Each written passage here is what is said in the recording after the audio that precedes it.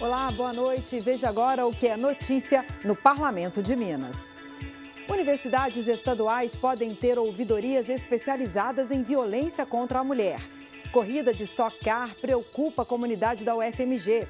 Projeto quer garantir vacinação domiciliar de pessoas com autismo ou deficiência. Fique com a gente, o Jornal da Assembleia já está no ar.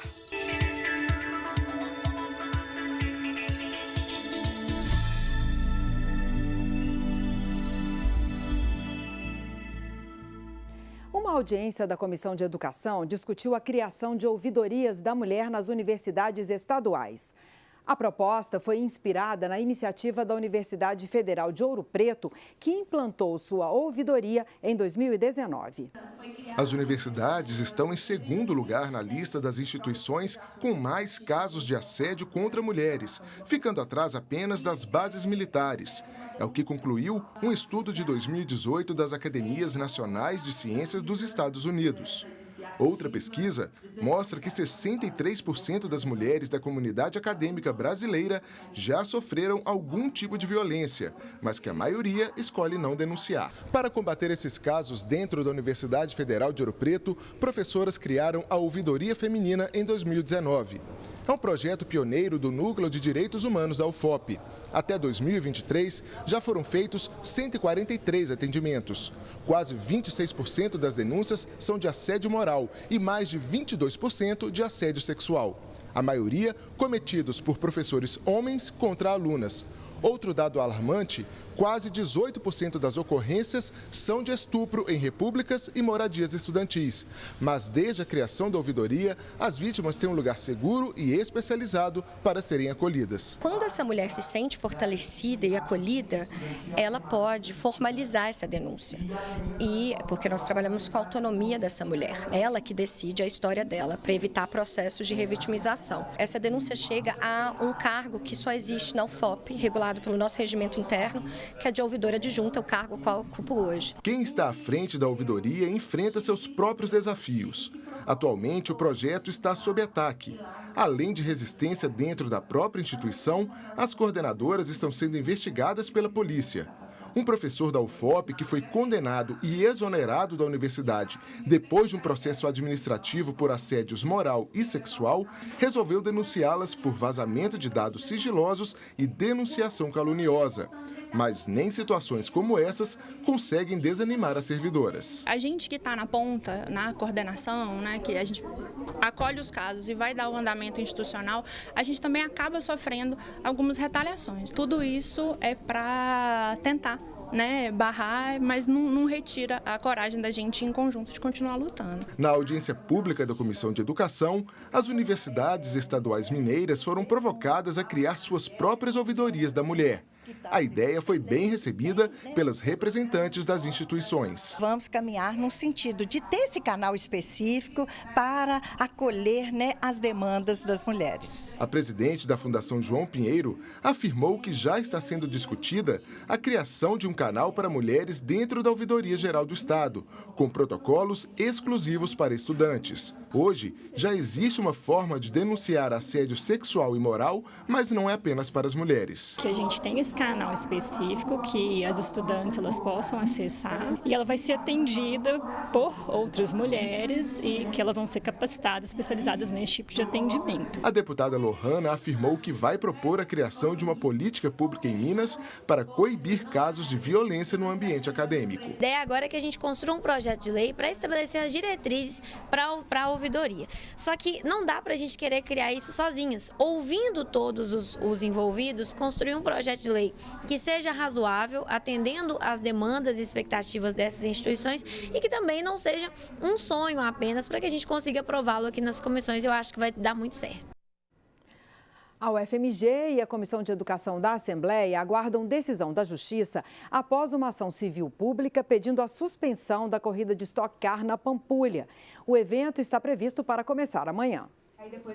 Uma entrevista coletiva na Assembleia reuniu a presidente da Comissão de Educação, a reitora da UFMG, o arquiteto especialista em acústica da universidade, além de uma representante do movimento Estocar Não no Mineirão. A deputada entrou na Justiça Estadual com mais uma ação civil popular para suspender a realização do evento. Ela justifica que a situação é ilegal por não respeitar a legislação de BH. Ela é ilegal porque você precisa de ter prévio licenciamento. Um empreendimento do porte da Estocar precisa ter prévio licenciamento pela sua complexidade. E a Prefeitura optou por tratá-lo como um mero evento, desconsiderando toda a necessidade de prévio licenciamento por todos os impactos que tecnicamente foram apresentados durante essa entrevista coletiva. Segundo a deputada, os impactos são ambientais, sociais e para pesquisa científica. Eles foram reunidos em uma publicação entregue à imprensa e colhidos durante 2 visitas técnicas e 2 audiências públicas já realizadas sobre o assunto. A Comissão de Educação esteve no Biotério Central da UFMG, que é responsável pela criação e fornecimento de cobaias para pesquisas científicas. São 23 mil roedores que atendem a testes de vacinas e remédios para tratamento de várias doenças. O espaço fica a menos de 100 metros da pista da corrida e os animais são sensíveis a ruídos e vibrações. A perturbação leva a alterações fisiológicas no organismo deles, podendo inviabilizar as pesquisas. Mais perto ainda da pista, a cerca de 50 metros, está o hospital veterinário. Alguns animais que residem lá para estudo dos alunos estão sendo transferidos, mas alguns que não podem ser deslocados serão acompanhados durante o evento. A partir de amanhã, a estrutura estará fechada para atendimento ao público. A escola de veterinária tem um hospital veterinário que atende em torno de 70 a 100 animais por dia. Temos um laboratório de análise de qualidade do leite. O que significa esse laboratório? Significa a qualidade de tudo que vocês estão consumindo, que são derivados do leite. A gente pode perder nosso credenciamento se a gente deixar um dia sem fazer as análises, porque um dia sem fazer análise é vários caminhões que vão perder essas amostras. Membro do Conselho Estadual de Arquitetura e Urbanismo e especialista em impacto sonoro, o professor da UFMG reuniu documentos da Estocar em outras cidades e afirma que o evento não cumpre as normas de decibéis permitidas em áreas hospitalares e de escolas, conforme prevê a legislação municipal. O barulho de um carro chega a mais de 100 decibéis, enquanto a permissão legal nessas áreas é de 55. E as barreiras para atenuar o barulho, propostas pela organização, não conseguirão abaixar o som para esse valor. Barreiras acústicas não têm desempenho, as barreiras convencionais, com mais de 15, 20 dB. Né? Então, se a gente tem que atenuar mais de 50, elas vão chegar no máximo assim, menos, talvez, de 50% que elas deveriam chegar, né? Então, assim, não tem solução. O tempo corre contra os opositores ao evento. No cronograma da Estocar, nesta quinta, dia 15, está previsto que os carros tenham o primeiro contato com a pista. Sexta é dia de treinos, sábado de classificatórias e domingo a corrida principal. Todos os dias, há previsão de shows e festival gastronômico. Representando moradores, estudantes e professores, Raquel criticou a posição da prefeitura, que ela considera negligente e até da primeira decisão judicial. A última decisão da juíza foi um pouco assustadora, porque a proposta é: vamos deixar acontecer esta corrida para obter dados e assim a gente pensa na próxima. Mas essa corrida vai torturar e matar animais. Como que eu vou deixar morrer para provar que morre? Isso não faz sentido. A reitora da UFMG diz que está indignada e revoltada com a manutenção do evento e que a universidade estava aberta a ajudar na busca por outro espaço na capital para a corrida. Para ela, a região da Pampulha é incompatível. É um espaço onde as pessoas moram, vivem, estudam, fazem pesquisa de ponta para a cidade e para o país. Qualquer pessoa que olhe um mapa daquela região vê que não há como ter um circuito de rua da Estocar, que é a mais ruidosa das corridas de automobilísticas, como foi destacado nos documentos, naquele espaço. A Comissão de Saúde da Assembleia liberou para votação em plenário 3 projetos de lei. Uma 4ª proposta ainda segue para outra comissão antes de ser votada. Entre os temas estão a conscientização sobre doenças raras, direitos das pessoas com deficiência e prevenção à obesidade. Vamos ver. Já pode ir à votação final no plenário a criação do Dia Estadual de Conscientização sobre as síndromes de Ehlers-Danlos e os transtornos do espectro de hipermobilidade, todos os anos em 15 de maio. As síndromes de origem hereditária fazem com que as articulações sejam muito flexíveis e a pele elástica, com a formação de hematomas. Os transtornos também apresentam hipermobilidade articular. Outro projeto, pronto para votação final, faz inclusão de medida na política dos direitos da pessoa com deficiência para que essa parcela da população tenha acesso às vacinas em domicílio quando necessário. Em primeiro turno, avançaram 2 propostas. Uma promove melhorias nas ações de educação alimentar e nutricional das escolas. Uma medida seria a conscientização da comunidade sobre a existência de prevenção e tratamento de casos de sobrepeso e obesidade no SUS. Outra ação seria a identificação de casos entre os alunos. O segundo projeto de lei inclui no rol de notificação compulsória de doenças do SUS os casos suspeitos ou confirmados de anafilaxia ou choque anafilático, que é uma reação alérgica grave. A proposta relacionada à prevenção da obesidade segue para a Comissão de Educação antes da primeira votação no plenário. Em outras 3 comissões temáticas da Assembleia, avançaram propostas de proteção do patrimônio cultural, uma política para a primeira infância e medidas para incentivar a energia solar. A Comissão de Minas e Energia analisou a proposta que faz melhorias na política de incentivo ao uso da energia solar. Se aprovada, a política incentivará a ampliação de benefícios fiscais e financiamentos para esse setor. Na mesma reunião, os deputados decidiram enviar uma série de cobranças à CEMIG, a Companhia Energética de Minas Gerais. Entre elas, demandas do programa Minha Casa Minha Vida, da agricultura familiar, do programa Luz para Todos e de comunidades indígenas e quilombolas. A Comissão do Trabalho, da Previdência e da Assistência Social liberou para a primeira votação no plenário a proposta do deputado Dr. Jean Freire, do PT, da política estadual da primeira infância, com ações para crianças de até 6 anos de idade. Se virar lei, o objetivo é assegurar os direitos dessa parcela da população e um desenvolvimento integral. Entre as medidas previstas estão a formação dos profissionais da rede de atendimento, a garantia de vacinas, a educação infantil de qualidade e uma cultura de paz nas escolas. A política ainda terá atenção especial àquelas crianças inseridas em contextos de vulnerabilidade social.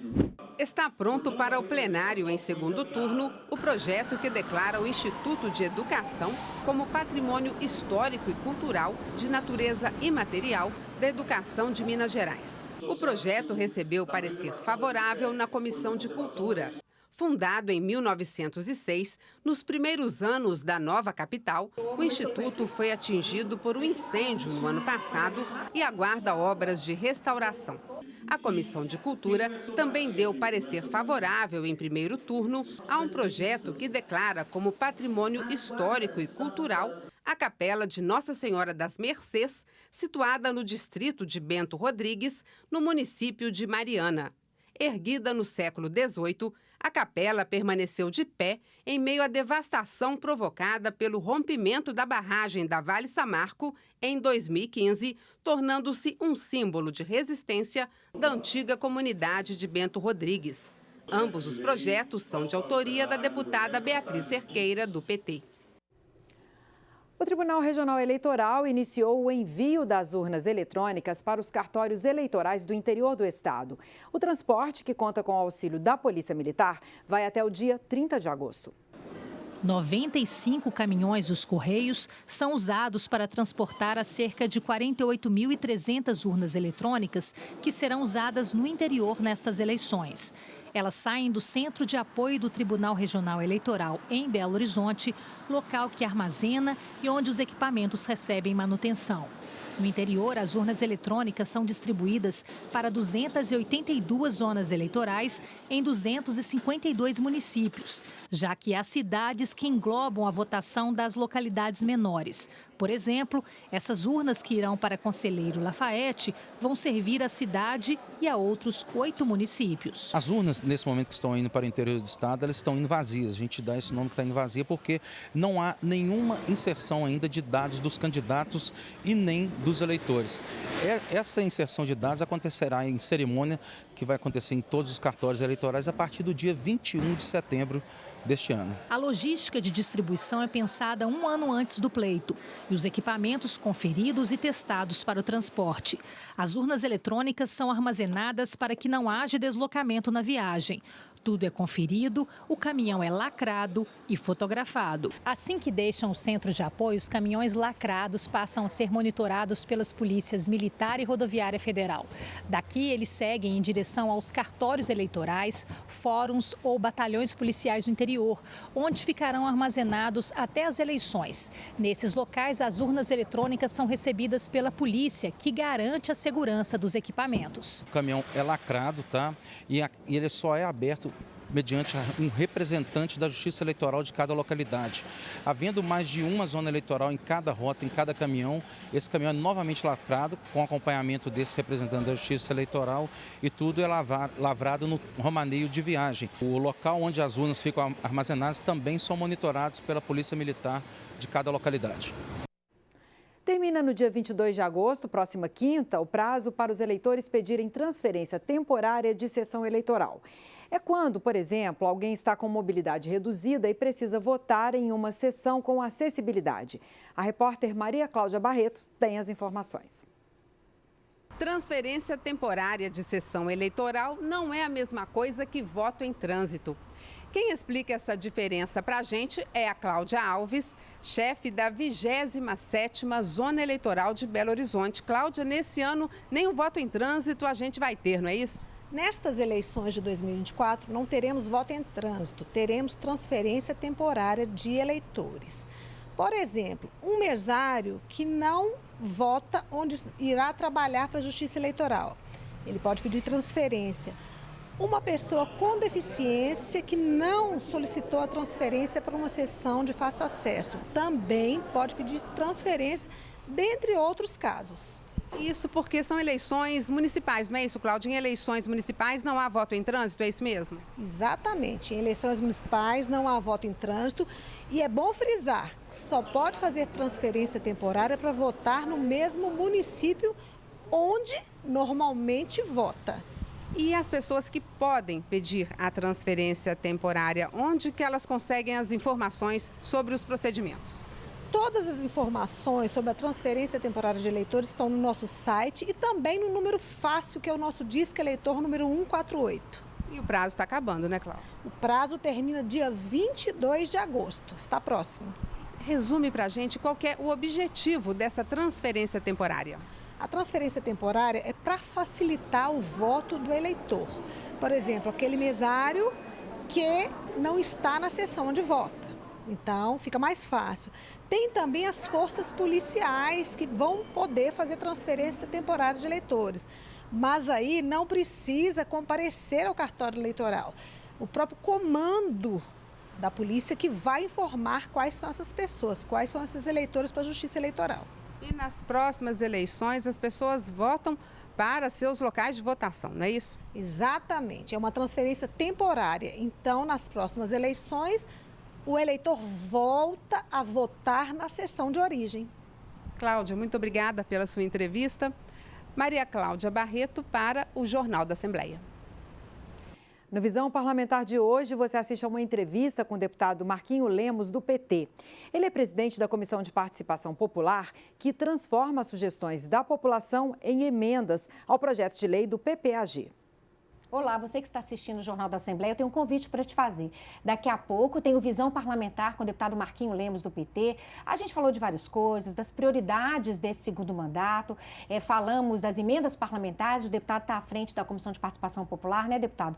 Foi um apanhado geral, conhecemos também muito da sua história de vida, da sua luta por melhorar a vida das pessoas. E agora, em outubro, a gente tem uma nova rodada do Plano Plurianual de Ação Governamental e das possíveis emendas coordenadas aí pela Comissão de Participação Popular. O que o senhor pode falar sobre isso? Teremos de novo, né, agora as audiências públicas regionais, né? Vamos ter audiência no norte de Minas, no Jequitinhonha, no Mucuri, no leste e no sul de Minas e aqui, né, na região metropolitana, aqui em BH. E que nós já queremos aqui deixar o convite, né, para todas as entidades, as ONGs, você, o cidadão comum, mas que queira dar sua opinião, queira apresentar a proposta, é o momento. A partir de outubro, logo após as eleições municipais, em outubro, iniciaremos a rodada de audiências públicas e abriremos vários canais para poder estar recebendo as propostas. Assista a gente, então, se você quiser mais detalhes e conhecer mais um pouquinho da vida do deputado. Até lá.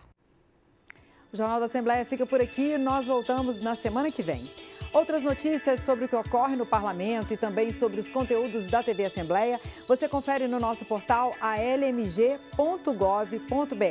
Siga a gente nas redes sociais e interaja com a gente por lá. Tchau, uma boa noite para você.